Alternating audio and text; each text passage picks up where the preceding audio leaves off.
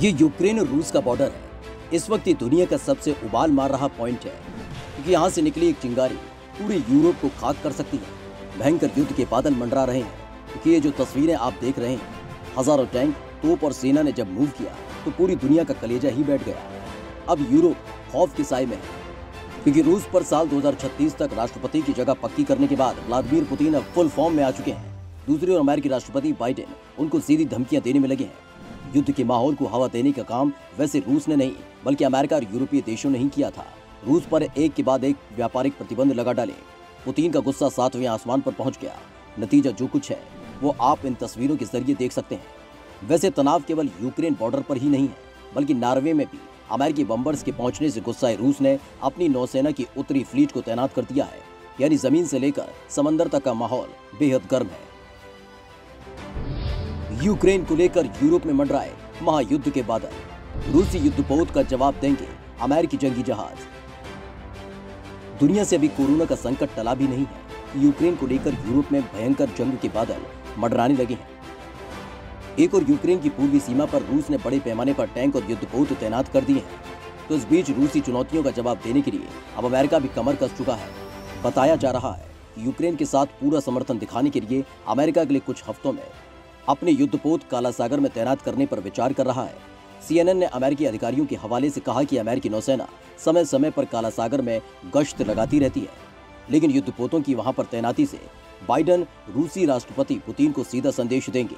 Biden ये बताने का प्रयास करेंगे कि अमेरिका की सीधी नजर इस पूरे मामले पर है। काला सागर में घुसने के लिए अमेरिकी नौसेना को 14 दिन पहले नोटिस देना होगा। साल 1936 में हुई एक संधि के मुताबिक काला सागर में घुसने के समुद्री रास्ते पर तुर्की का नियंत्रण है। ये अभी तक स्पष्ट नहीं है कि अमेरिकी नौसेना ने तुर्की को नोटिस दिया या नहीं। अमेरिकी रक्षा अधिकारियों ने कहा कि नौसेना काला सागर में अंतर्राष्ट्रीय इलाके पर लगातार निगरानी उड़ान भर रहा है, ताकि रूसी नौसैनिक गतिविधियों और क्रीमिया में सेना की किसी भी गतिविधि पर नजर रखी जा सके। इससे पहले बुधवार को अमेरिकी नौसेना के 2 बम्बर ने एगियान समुद्र के ऊपर से उड़ान भरी थी।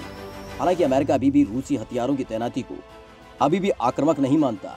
रूसी रक्षा अधिकारी ने कहा कि अगर कुछ बदलता है तो हम जवाबी कार्रवाई के लिए पूरी तरह से तैयार हैं।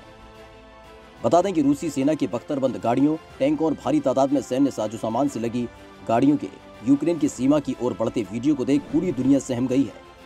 इस बार ये तादाद इतनी ज्यादा है कि फसलों की कटाई का मौसम होने के बावजूद किसानों के ट्रैक्टर और अन्य कृषि उपकरणों को ढोने वाली ट्रेनों को भी मिलिट्री ने अपने काम में लगाया हुआ है। रूस के सैन्य साजो सामान को ले जाने वाली ट्रेनों और ट्रकों के कई वीडियो सोशल मीडिया पर वायरल हो रहे हैं। हाल ही में अमेरिका से सैन्य हथियारों से लदा एक कार्गो शिप यूक्रेन पहुंचा था, जिसमें कई तरह की गाड़ियां और अन्य साजो सामान भरे हुए थे। रूस पहले से भी यूक्रेन और अमेरिका में बढ़ती हुई नजदीकियों से चिढ़ा हुआ है। फ्रांस ने तेज की अपनी जंगी तैयारी। यूरोप में मंडराते युद्ध के बीच फ्रांस ने अपने राफेल और मिराज 2000 लड़ाकू विमानों की धार तेज करने में जुट गया।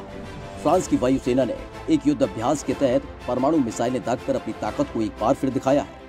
फ्रांस हर साल अपनी परमाणु हमले की क्षमता की जांच के लिए ऑपरेशन पोकर के नाम से 4 बार युद्ध अभ्यास करता है। ये युद्ध अभ्यास अधिकतर रात में किए जाते हैं, जिसके दौरान फ्रांसीसी वायुसेना अपने ऊपर हुए परमाणु हमले के जवाब में सेकेंड स्ट्राइक कैपेबिलिटी का टेस्ट करती है। फ्रांसीसी एयरफोर्स ने बताया कि बुधवार रात को हुए इस एक्सरसाइज में कुल 50 लड़ाकू विमानों ने हिस्सा लिया। ये लड़ाकू विमान फ्रांस के अलग अलग एयरबेस से उड़ान भरकर ऑपरेशन पोकर में शामिल हुए थे।